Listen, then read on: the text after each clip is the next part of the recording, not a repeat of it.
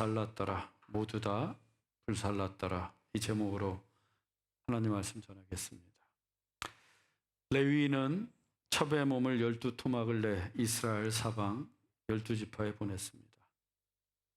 이는 전쟁의 소집을 알리는 신호였는데 시신덩이를 받아든 12지파가 큰 충격을 받았습니다. 출애굽한 이래로 이런 끔찍한 일이 없었기 때문입니다. 그래서 이 일을 어떻게 처리할지 논의하기 위해 한자리에 모였습니다. 본문 1절로 2절입니다. 모든 이스라엘 자손이 단에서부터 부엘세바까지와 길르앗 땅에서 나와서 일제히 미스바에서 모였으니 칼을 빼는 보병은 40만 명이었으며 이스라엘의 모든 자손이 단에서부터 부엘세바에 이르기까지 또 길르앗 땅에서 나와 일제히 미스바에 모였습니다. 이 단은 이스라엘 북쪽 끝입니다. 그리고 부엘세바는 맨 남쪽 끝으로 단에서부터 부엘세바까지라는 말은 우리로 치면 할라에서 백두까지라는 표현과 같은 의미예요. 그리고 길르앗 땅은 요단 동편 일대를 일컫는 말로 우리나라 동쪽 끝인 울릉도 독도와 같습니다. 이스라엘의 서쪽 끝은 지중해를 끼고 있어서 길르앗 땅에서부터 라고 하면 이스라엘 동에서 서쪽까지 전체를 말하는 것이고 단에서부터 부엘세바까지는 이스라엘 북쪽에서 남쪽 전체를 이루는 말입니다. 즉 이스라엘 전국 사방에서 모든 자손들이 일제히 나와 지금 미스바에 모였습니다. 그 수가 자그마치 칼을 빼는 보병만 40만 명이나 되었습니다. 애굽을 나올 때 남자 장정 수가 60만 명이었어요. 그런데 지금 칼을 빼는 보병, 즉 군인만 40만 명이나 됩니다. 그런데 이 40만 명 중에는 베냐민 지파는 계수가 되지 않았어요.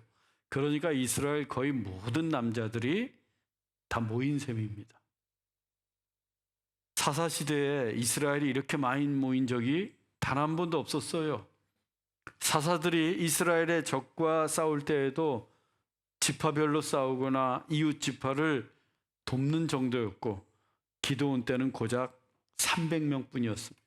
이렇게 40만 명씩이나 모인 적이 없었어요. 그런데 지금은 적과 싸우기 위해 모인 게 아닙니다.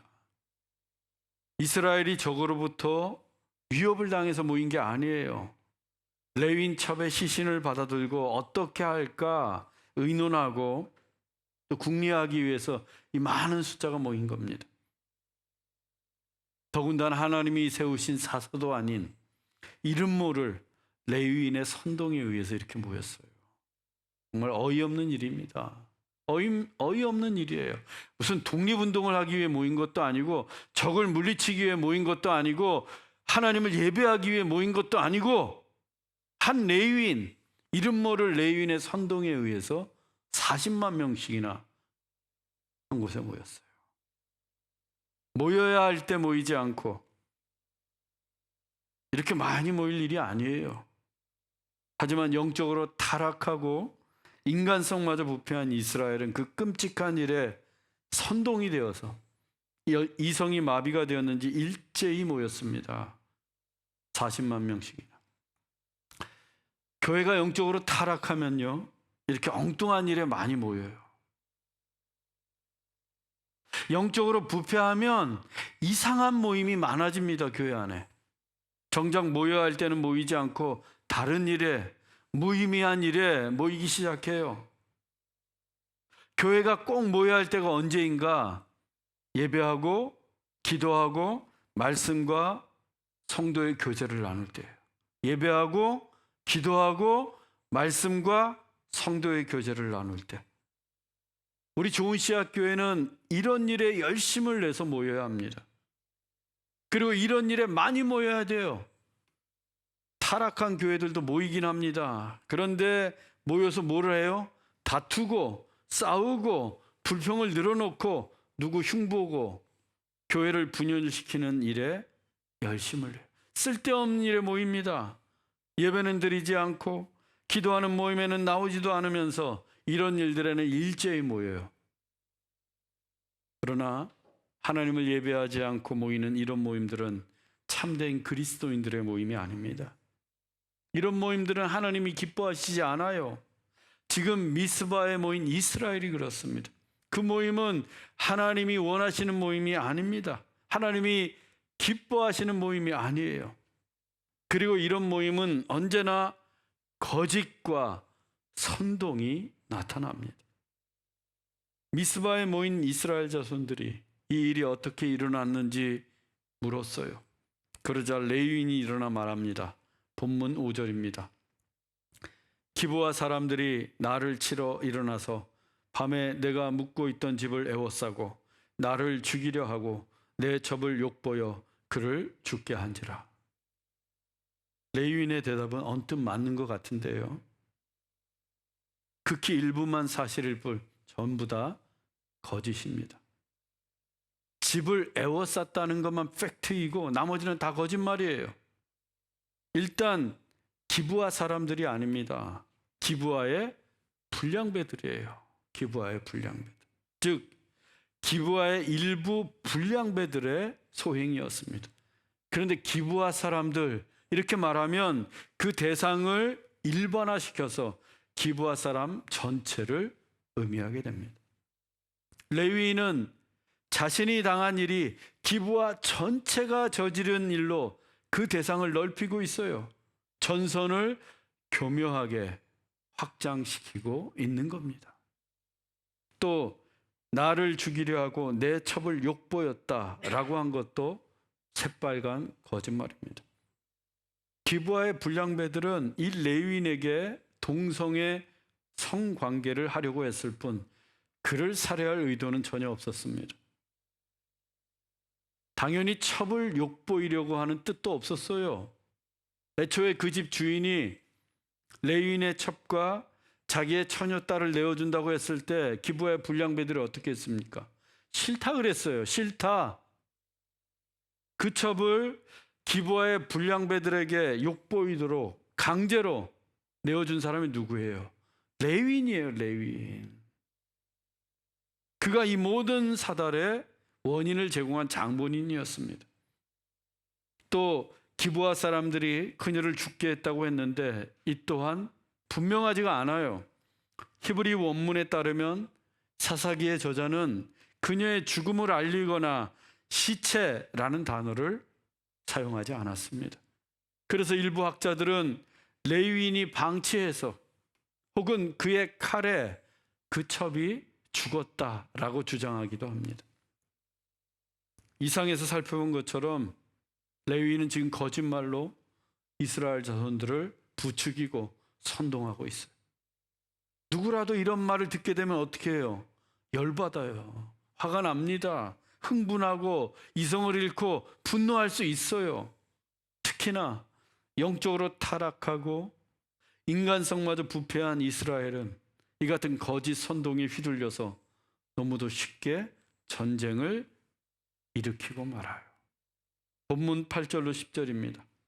모든 백성이 일어나 우리가 한 사람도 자기 집으로 돌아가지 말고 모든 지파 중에서 100명의 10명, 1000명의 100명, 10,000명의 1000명을 뽑아 망령된 일을 행한 대로 징계하리라. 모든 백성이 일어나 외칩니다. 한 사람도 집에 가지 말자. 한 사람도 장막으로 돌아가지 말자. 우리가 다 함께 전쟁을 하자. 그러면서 모든 지파들이 100명의 10명, 1000명의 100명, 10,000명의 1000명씩 뽑아서 즉 10분의 1씩 선발해서 기브아를 징계하자고 합니다. 지금 누구 말을 듣고 이러는 거예요? 레위인입니다. 레위. 그 시대에 제사장도 있었고 선지자도 있었고 사사도 있었어요. 그런데 그들의 말을 들은 게 아니라 사사기의 저자가 이름도 밝히고 있지 않는 무명의 레위인 그 한 사람의 말을 듣고 모든 백성이 일어나 일제히 싸우자고 하는 거예요. 그래서 혹자는 말합니다. 그 어떤 사사도 해내지 못한 일을 이 일개 무명의 레위인이 지금 해냈다고. 다 모였어요. 다. 이스라엘 모든 백성들이. 그런데 이들이 전쟁을 하기 전에 무엇부터 해야 돼요? 조사부터 해야 돼요. 조사. 레위인의 말이 정말 사실인지 그 진위부터 밝혀야 합니다. 정말 기브아 사람들이 다 함께 그와 같이 망령된 짓을 벌였는지, 정말 그를 죽이려고 했는지 진상 조사부터 해야 돼요. 그 다음 조사 결과를 얻었으면 설사 그 레위인의 말이 100% 사실이라고 해도 하나님께 물어야 합니다. 하나님께. 이 전쟁을 해도 되는지, 전쟁을 하면 이길 수는 있는지, 하나님의 뜻이 무엇인지 물어야 합니다. 특히나 지금 같은 형제 이스라엘 동족을 치러가는 전쟁 아닙니까? 당연히 하나님께 물어야 돼요. 그런데 이스라엘 자손들이 어떻게 했어요? 조사도 하지 않았고 하나님께 묻지도 않았습니다. 덜컥 레위인의 말만 믿고서 전쟁을 일으켰어요. 물론 나중에 누가 올라갈까요? 라고 한번 하나님께 묻기는 합니다. 그런데 이미 전쟁을 다 하기로 결정을 해놓고 하나님께 물었어요. 그냥 형식상 물어본 것뿐이에요. 하나님도 형식상 답하십니다. 유다가 가라. 이 말씀은 유다가 가는 게 하나님의 뜻이라는 의미가 아니에요. 유다가 가든지 말든지 누가 가도 상관없다는 하나님의 뜻이었어요. 그래서 그 전쟁에서 이길 것이라고 약속도 해주시지 않았습니다.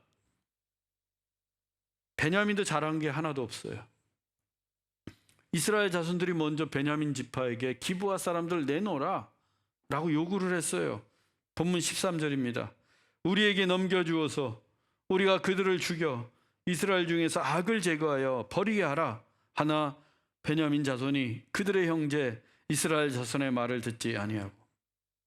이스라엘 자손들 처음부터 대규모 전쟁을 벌일 생각이 없었어요. 그냥 기브아 사람들만 주면, 그들만 죽이면 그 선에서 끝내려고 했습니다. 악을 제거하려고 했어요. 그런데 베냐민 사람들이 듣지 않아요. 이스라엘 형제들의 말을 듣지 않습니다. 그들이 몰라서? 아니에요. 그들도 기브아 불량배들이 무슨 짓을 했는지 다 알고 있었습니다. 그렇다면 베냐민 지파가 어떻게 해야 돼요? 자체 조사를 벌여야 돼요. 자체적으로.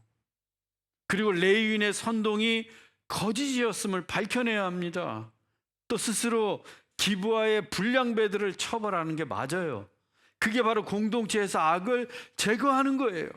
그렇게만 한다면 이스라엘 그 모든 지파와 전쟁을 할 이유가 없습니다. 거짓 선동하는 레위인도 처벌할 수 있어요. 정의를 바로 세우고 형제들과 화목하게 지낼 수 있습니다. 모르는 게 이럴 때는 악이에요. 그런데 어떻게 합니까? 본문 14절로 15절입니다. 도리어 이스라엘 자손과 싸우고자 하니라.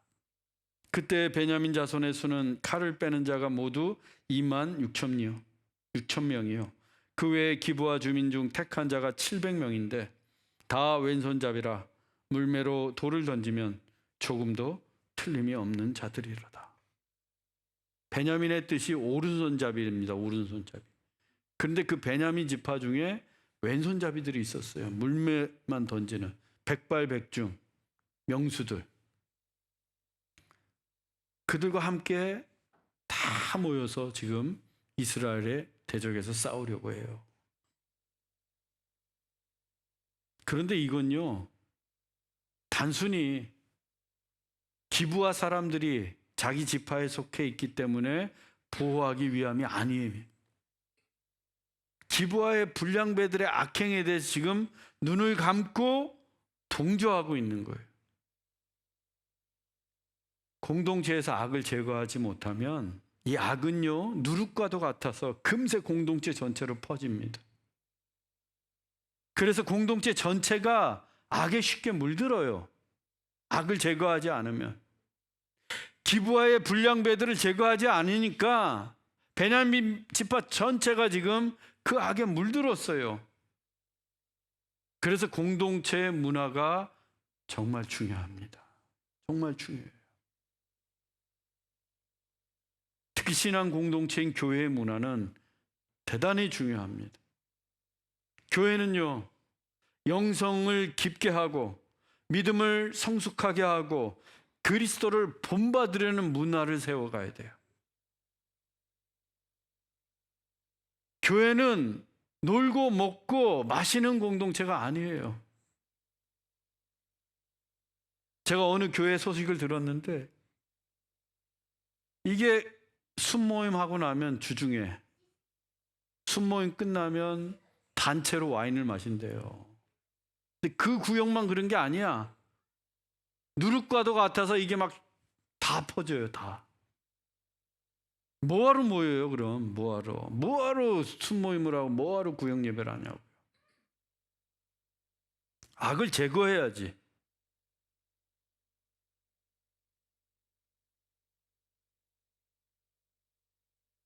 교회가 뭐 이 정도면 되겠지, 이 정도는 해도 괜찮을 거야, 그렇게 신앙에 방해가 되는 문화 한두 개 받아들이고 행하다 보면요, 그 세속적인 문화가 누룩처럼 번져서 그동안 열심히 쌓아놓은 경건한 교회의 문화를 한순간에 무너뜨립니다. 다 없어져 버려요. 다.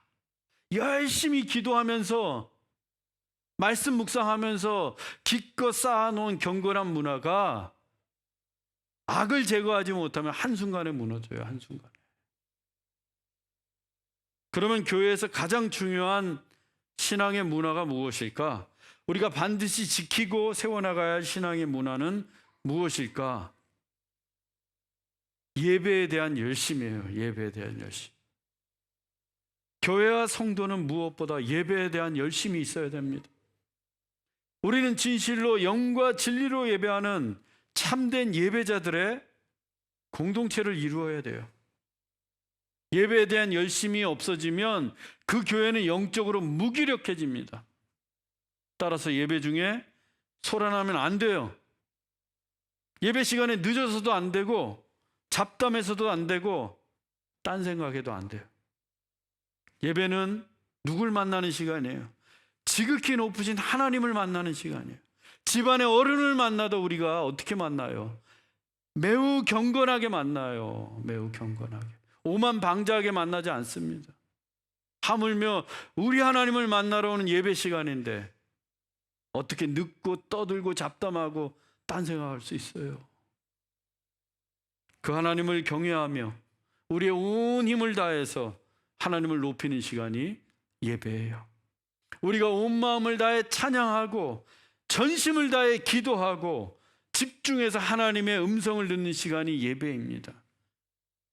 그렇게 우리가 하나님의 임재를 온전히 누리면 교회는요, 저절로 부흥하게 돼요. 예배가 살아나면 우리의 믿음이 살아나고 예배가 부흥하면 교회도 부흥합니다. 성령이 역사하시기 때문이에요. 그런데 막 예배 나가기 싫고 예배에 게으름 피우고 예배 시간에 늦고 예배 시간에 잡담하고 예배 시간에 집중하지 못하고 그 교회가 과연 부흥할 수 있을까요? 저는 우리 교회가 예배에 대한 열심, 경건하고 거룩한 예배, 신령과 진정으로 드리는 예배의 문화가 바로 서기를 원합니다. 그래서 성령이 역사하시는 교회, 날로 부흥하는 교회가 되기를 소망합니다. 여러분 생각해 보세요. 새로 누가 왔어요. 새 가족이 왔어요. 근데 예배에 집중하지 못하고 우리 성도들이 막 잡담하고 떠들고 찬양하지 않고 입국 다물고 있고 그 교회 나오고 싶겠어요? 난생 처음 우리 교회 왔는데 온 성도들이 뜨겁게 찬양하고 목사의 설교에 집중하고 간절히 하나님께 기도할 때 그 모습을 보면 성령의 역사가 그 새 가족에게 임하지 않겠냐고요. 우리가 예배에 성공해야 돼요. 예배에 실패하면 다 실패하는 거예요. 베냐민 지파는 그런데 신앙의 문화를 바로 세우지 못했습니다. 그래서 공동체에서 악을 제거하지 못했어요. 도리어 전쟁을 하려고 군대를 모읍니다. 그렇게 해서 모인 수가 칼을 빼는 자가 26,000명, 왼손잡이 물매의 명수가 700명, 도합 26,700명입니다. 그런데 이스라엘 자손의 수는 몇만 명이요? 40만 명. 베냐민은 26,700명. 병력이 거의 20분의 1로 누가 보아도 상대가 되지 않은 전쟁이에요. 그런데요, 여러분, 처음 두 번의 전쟁에서 누가 이겼는가? 베냐민 지파가 이겼어요. 베냐민 지파. 베냐민 지파는 26,700명이고 이스라엘 자손은 40만 명인데 처음 두 번의 싸움에서 베냐민 지파가 이겼어요. 첫 번째 싸움에서 이스라엘 자손 22,000명이 전사했습니다. 두 번째 전투에서 18,000명이 전사했어요. 그런데 베냐민 지파는 단 한 명도 죽지 않았어요. 완벽한 승리. 베냐민 지파가 이겼습니다. 이스라엘은 두 번의 싸움에 앞서 다 하나님께 물었어요. 누가 올라갈까요? 올라가도 될까요? 하나님이 처음에 유다가 올라가라. 그리고 두 번째는 올라가도 좋다라고 하셨어요. 하지만 승리를 약속해 주시지 않았습니다.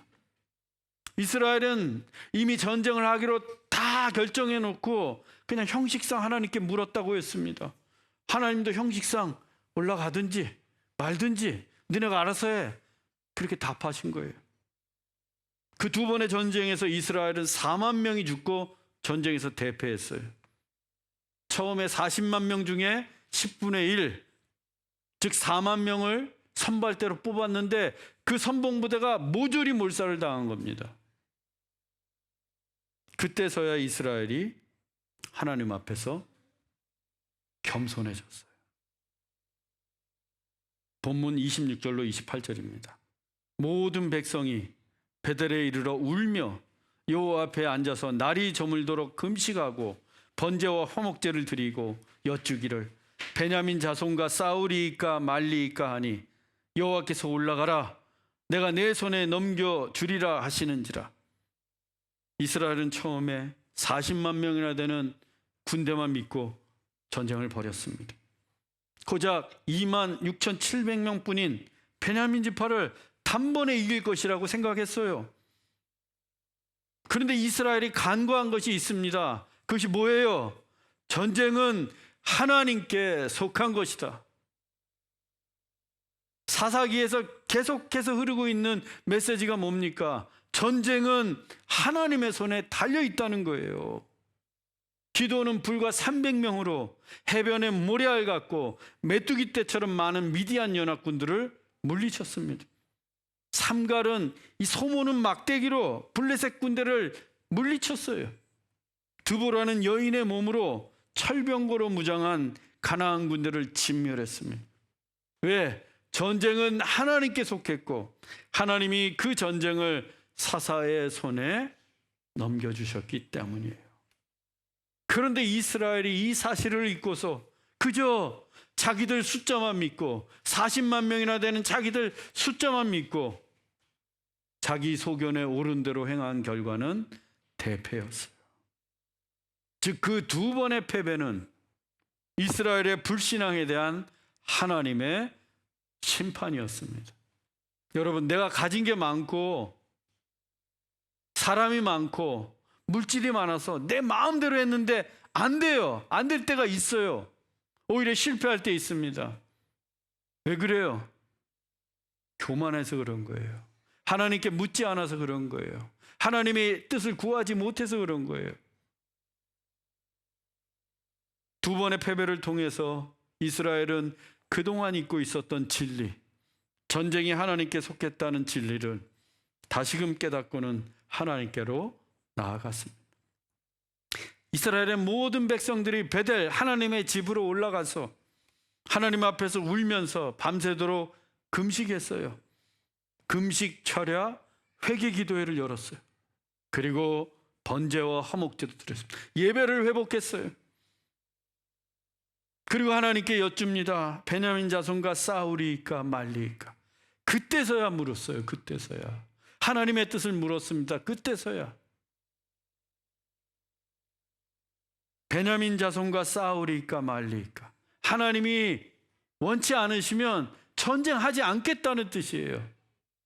처음부터 이랬어야지, 처음부터. 이것이 바른 신앙의 모습입니다. 내가 미리 다 결정해놓고 마치 하나님 결제하세요 라고 억지를 부리는 게 아니라, 결정하기 전에 하나님 할까요 말까요? 무엇이 하나님의 뜻입니까? 라고 묻는 게 바른 신앙이에요. 내가 다 결정을 해놓고 하나님 이거 해주세요 저거 해주세요, 그러면 하나님께서 하든지 말든지. 하나님께서 그들의 진심을 보시고 말씀하십니다. 올라가라, 내가 내 손에 넘겨주리라.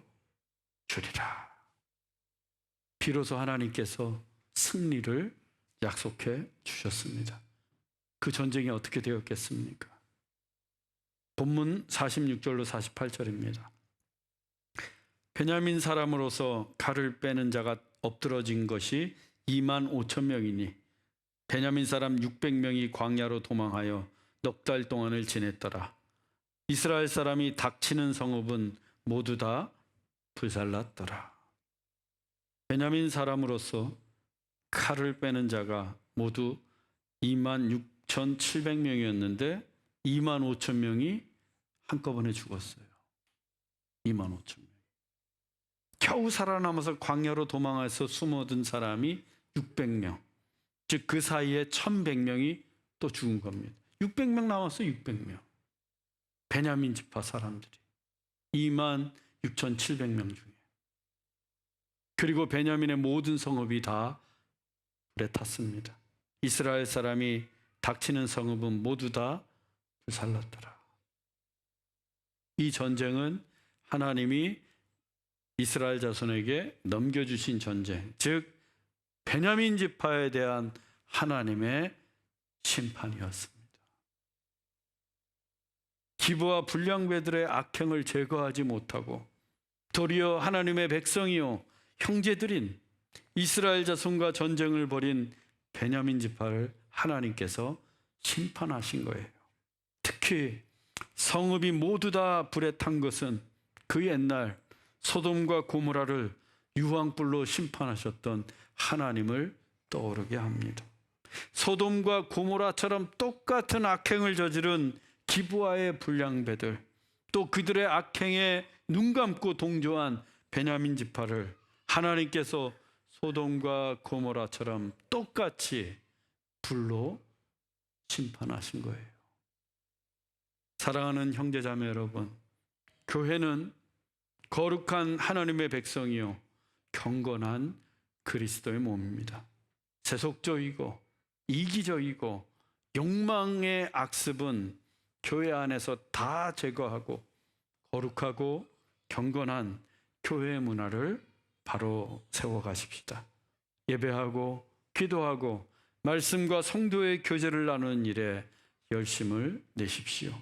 그래서 하나님이 기뻐하시고 축복하시고 부흥케 하시는 우리 조은시대학교회가 되기를 주 예수 그리스도의 이름으로 축원합니다. 기도하겠습니다. 사랑의 하나님, 우리 교회는 하나님이 기뻐하시고 축복하시는 교회가 되기를 원합니다. 세속적인 욕망과 이기적이고 분열적인 악습을 제거해 주시고 거룩하고 경건한 교회 문화를 세워갈 수 있도록 성령께서 인도하여 주옵소서. 예배하고 기도하고 말씀과 성도의 교제를 나누는 일에 우리 모두가 열심을 내게 하옵소서. 그래서 성령이 역사하시고 부흥하는 교회가 되게 하옵소서. 길이요 진리요 생명이신 예수 그리스도의 이름으로 기도하옵나이다. 아멘.